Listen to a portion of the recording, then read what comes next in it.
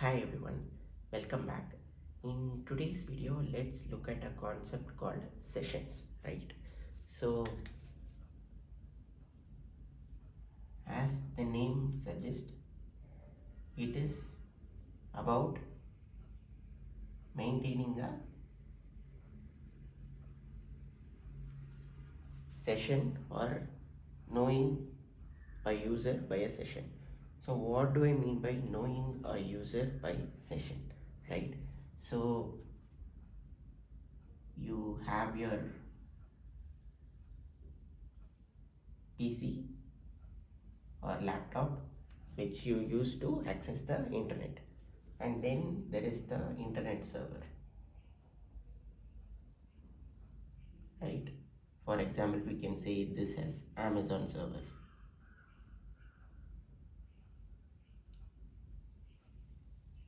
So we saw that in internet we always communicate via HTTPS protocol. So what it happens, you go and say, hey, I want to access Amazon Prime Video. So what Amazon will give you is a login page where you will give your username and password, and then Amazon will give your home page of videos. So this is the HTTPS protocol, and we saw that HTTP is stateless. So by stateless, what I mean is, so when the PC sends the first request, it gives you the login page and then the home page. And then Amazon also forgets that it sent recently the login page to you and asked you for login, and it gave the home page. So this information it totally forgets. So it will be serving millions of people in the internet, and it will totally forget that, hey, recently Arjun asked for the home page, so he might be asking the next page in a few seconds, and he sent me a login information just now. So all these things it doesn't store on his side. So when you ask the next request, hey, give me this movie, give movie X. So Amazon will totally forget that you just asked for the home page, and it will again ask you for the login information. Hey, it's all good, you want to see the movie X, so tell me who you are. So if it is going to ask you every time you send a request or ask for a page for a login screen, obviously it is going to be a bad experience or even frustrating experience when you are going to switch between different pages in a particular website. Here it is not a big deal, because once you start the movie probably you will going to be watching. But say in a shopping website like Amazon website, so if it keeps asking you for every shoe you select or every cloth you select to send you the login information, it is going to be frustrating. So since HTTP is stateless, we want a mechanism by which Amazon can remember you at least for some time, right? So this is where the session comes in to solve the problem. So session is nothing but to remember the user, right, between successive requests, right, between two requests or three requests based on the time. So now let's see how session works, right? So what happens when you send the first request is that you say, hey, give me the home page. So what Amazon will do is, on its side, it creates a session ID.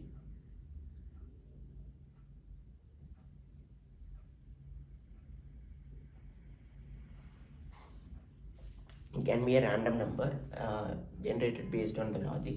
We can have it x1 2 3 a, right? And then apart from this, it will store the information to identify the user. It can have a user ID,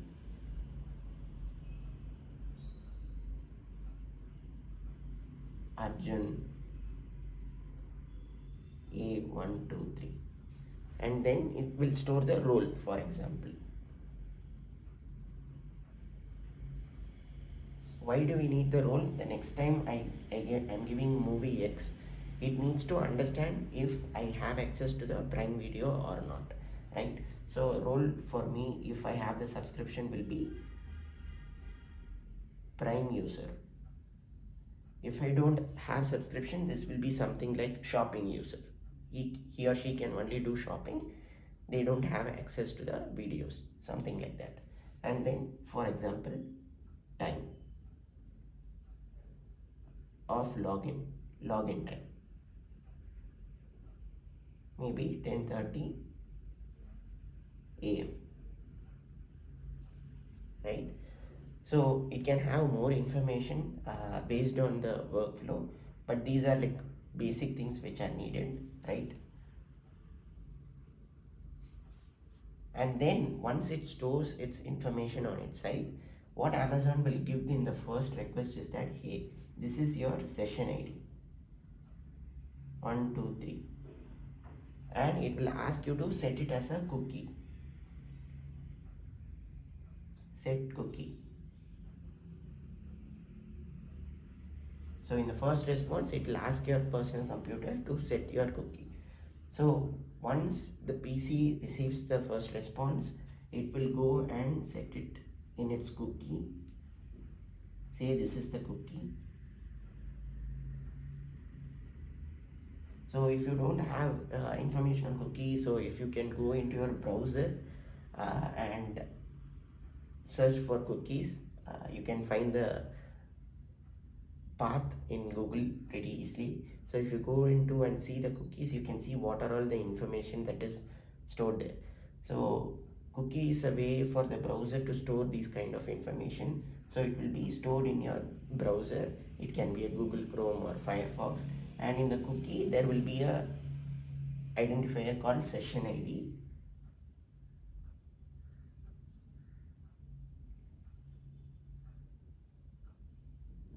And then in the session ID it will have this information x123a.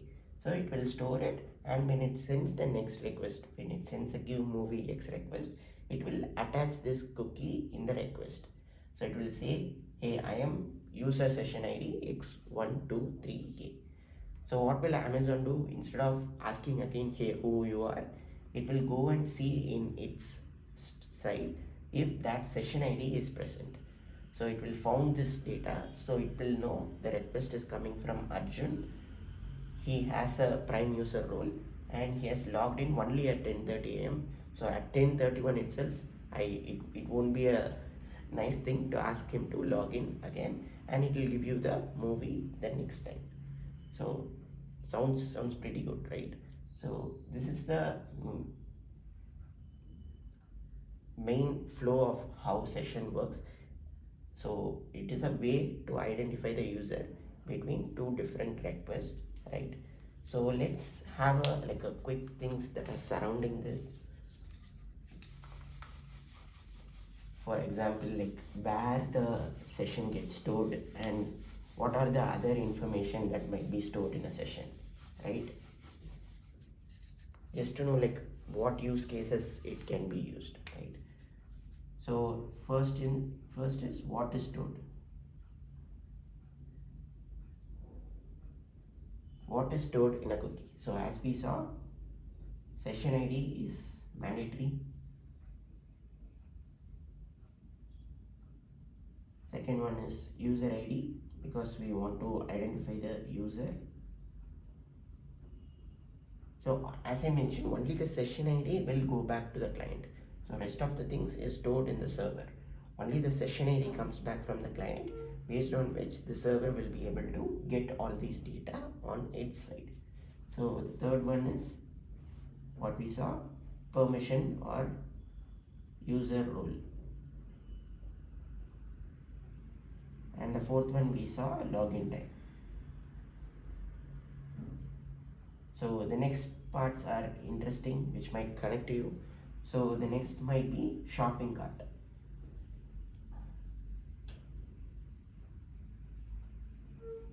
So when you go into the website and keep adding items, you see that the cart is getting persisted across multiple pages. Say you go to a website, you added a jeans pant, and in the next web page you go and add shoes. So these are different HTTP requests where you keep adding things, but you see that the shopping cart remembers that what are all the things you added in a particular session, right? So that is how it is getting remembered or stored. So the server will store the shopping cart for you in that session. And other things like user preferences. User preferences.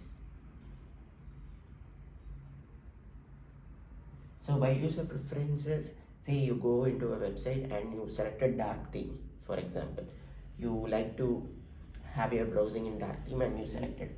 And if you click on the next page, it again switches back to the light theme. It wouldn't make sense, right? If you need to go and select dark theme in every page. So those kind of user preferences are also getting stored in the session. So next we will have a look at how it is stored. So how means in a server, right? This is your Amazon server. So where it can store the cookie. So one main thing is it can store it in its RAM or memory, right? So what is the advantage of RAM? We know that RAM is super fast. So it is in the server itself and it can get the data immediately when a new request comes in. But the disadvantage of RAM is pretty straightforward, right? If we store something in the RAM and we restart the machine, it's gone.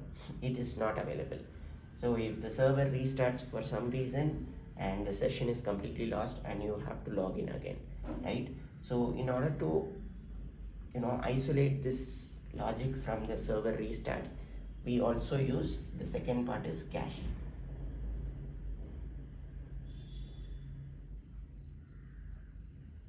And a very popular provider of cache is Redis. So Redis is a high speed memory. So nowadays Red cache is also distributed. So if you want to understand what is distributed, you can have a look at the distributed systems or how WhatsApp works video, where I would have explained what is a distributed. So in general, what is distributed is, so it looks, so cache is situated in a particular server, right? And then you can have multiple servers. So we know that Amazon is a very big website, so obviously they have many computers serving the request. So here also you can have a cache that can be shared, and also you can have multiple caches as well.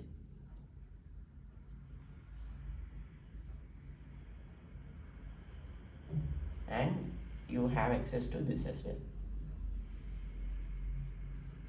right? So the advantage of using cache is that it is shared.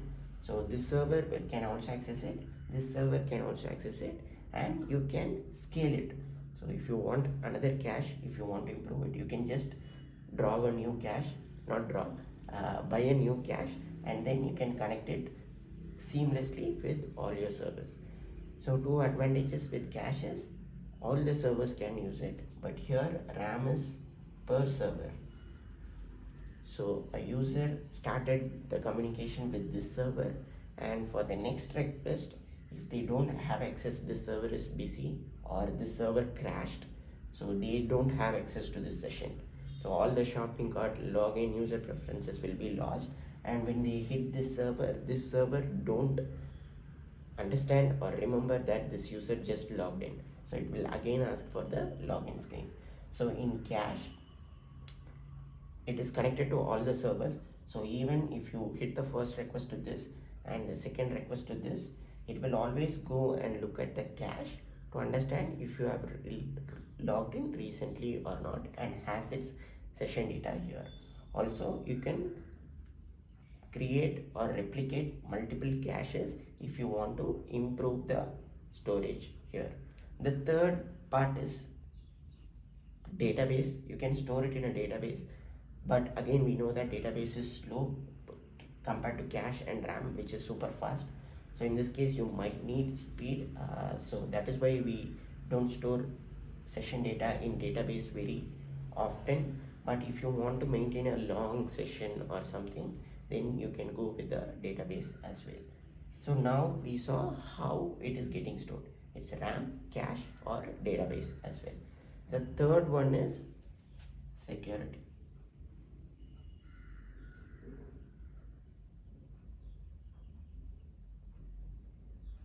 So the idea is, so if you keep your laptop open, you logged into your bank and kept your laptop open and you went to drink water.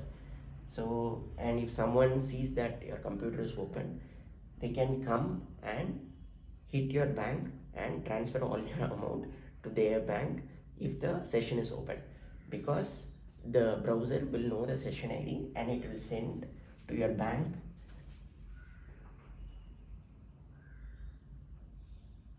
It will send to your bank saying that, hey, transfer 1 lakh rupees to my account and here is my session ID. So what will server do? It will check if the session ID is present. It will found that, hey, this is a valid user, it is coming from Arjun, so I can transfer 1 lakh, right? And it will transfer 1 lakh to your friend's account, for example, right? So it is very important that you keep the session safe. So one important thing about session is it should expire. So that is why we store the login time. So certain critical applications like banks or other sensitive information holding websites, they always have a very short expiry. Have you seen banks, like you would have gone in and then you would be designing how to schedule your transactions, and by then when you come back and say, hey, okay, I'm ready, let me schedule, your bank will kick out saying that your session has expired.